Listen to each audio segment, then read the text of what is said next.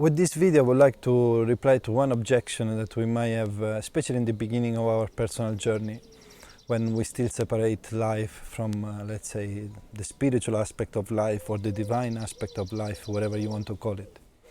Which is, why do I need to pay to learn Nei Gong or Qigong? These things should be free. And it's a point of view respectable that everybody could have. But in my point of view, this comes out from a lack of understanding of the bigger picture. And I will try to explain what I mean. In the past, even when I learned level 1, that at the time was costing 150 euros, now it's 120 euros, for me it was crazy to pay that price to learn some exercises. Once I understood actually, by practicing daily, the benefits once I experienced the benefits that those exercises were bringing in my life, then I started to question less. This separation between the unseen world, the divine world, the spiritual world and the physical world happens most of the time because somehow we turn towards spirituality because this life is quite miserable, difficult. So sometimes we look, or maybe we have lots of conflicts inside, so we look for ways to improve ourselves or to discover and approach other aspects of life which are more, let's say, hidden. Hidden because, not because they are some kind of mysterious, just because they require a different approach to life, not an external approach but an internal approach. And when we are still at that stage, we tend to separate this life from this less dense aspect of life, let's call it in this way. And I call it in this way because even in terms of the experience of vital energy, we might experience a different density of vital energy. And usually the most subtle aspect of life is what we call spiritual energy, is what we practice, let's say, with the Qi method, which is one of our basic programs.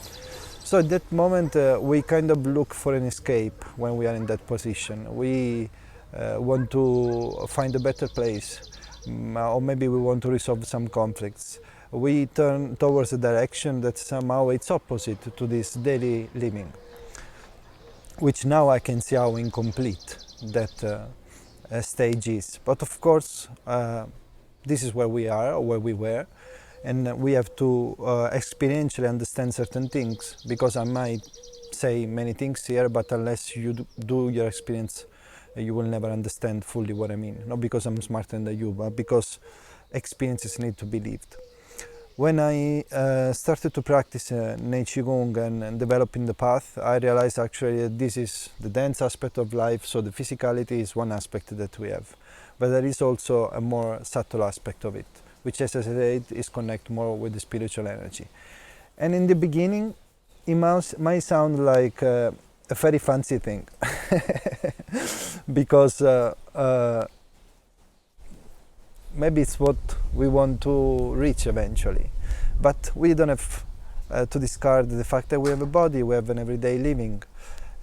So life must be seen as a whole thing, not just that direction, and discard the everyday living. That's why an advanced practitioner, more seasoned practitioner, even a mature person will understand this.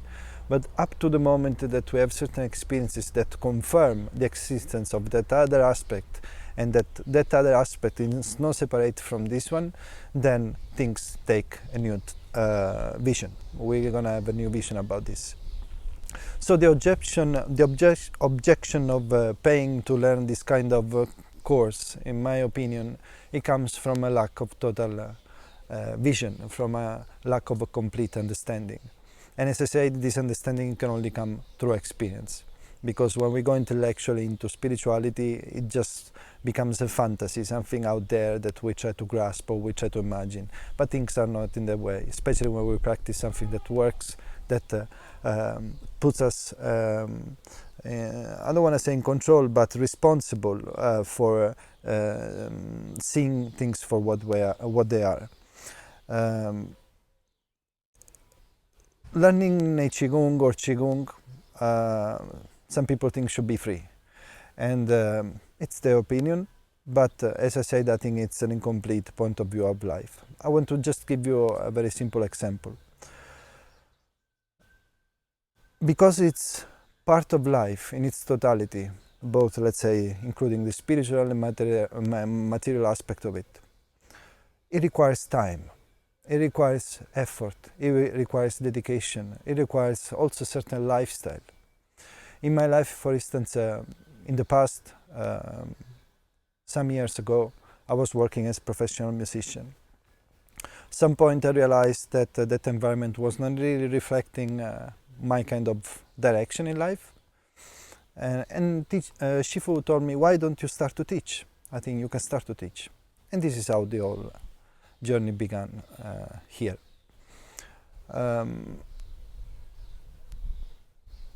Teaching Nei Gong means also for me that it's a lifestyle.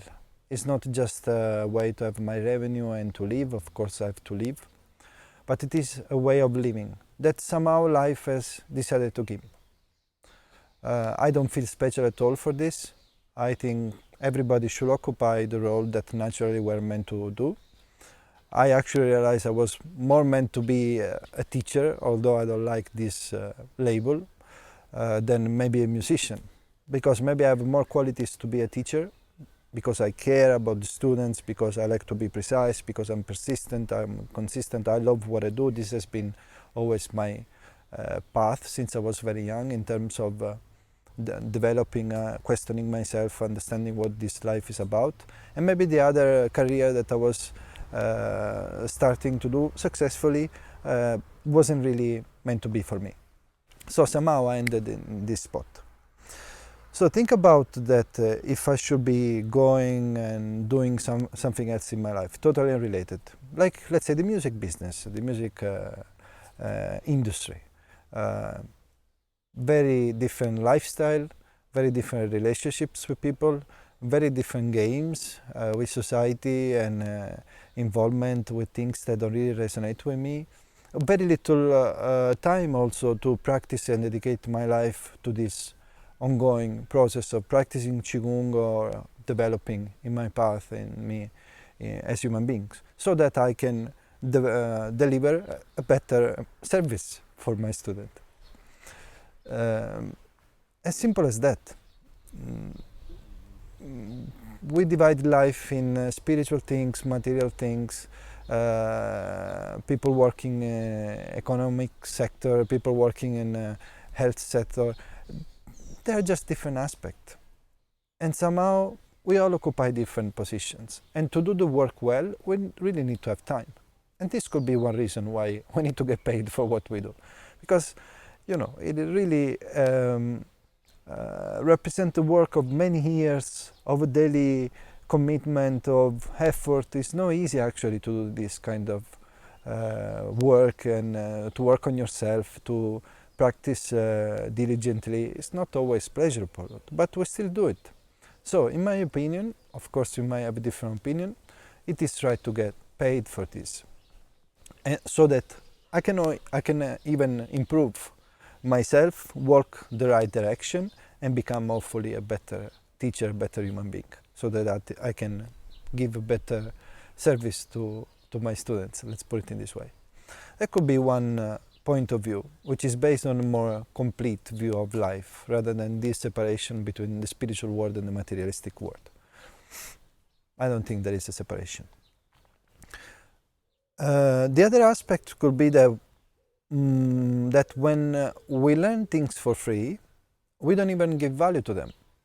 We are not serious about them. We don't treat our teacher in the same way. We see our teacher as a fellow buddy to make jokes and have a good time with, which there is nothing wrong about that.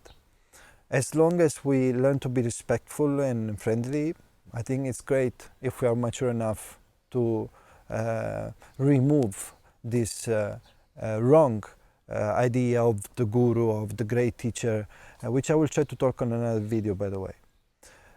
So by paying to learn these practices, we give importance to them. We make an effort. We give our commitment to them. Otherwise, usually things that are free, they are not valued or understood sometimes. So this could be two reasons why I believe that we should get paid and students should pay to learn these practices. On top of that, I think we are very lucky, especially in the Nei Gong for school, that we have inherited some practices are very powerful. Something really works. In the middle of all this marketing ocean of promises of people standing up out and claiming to be this and that, I think we are quite humble and down to earth. And on top of that, we have something that really works, that brings transformations that can be verified by many practitioners.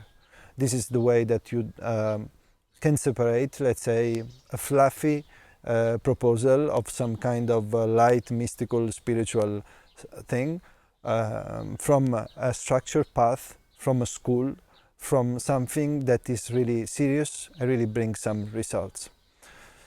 So I don't want to extend the conversation too long on this video, but I hopefully managed to convey one simple idea here. As long as we are trapped into this division of something out there, something spiritual, divine, and this ugly word, we will see things, in my opinion, in the wrong way. We will not have a complete picture of how life is.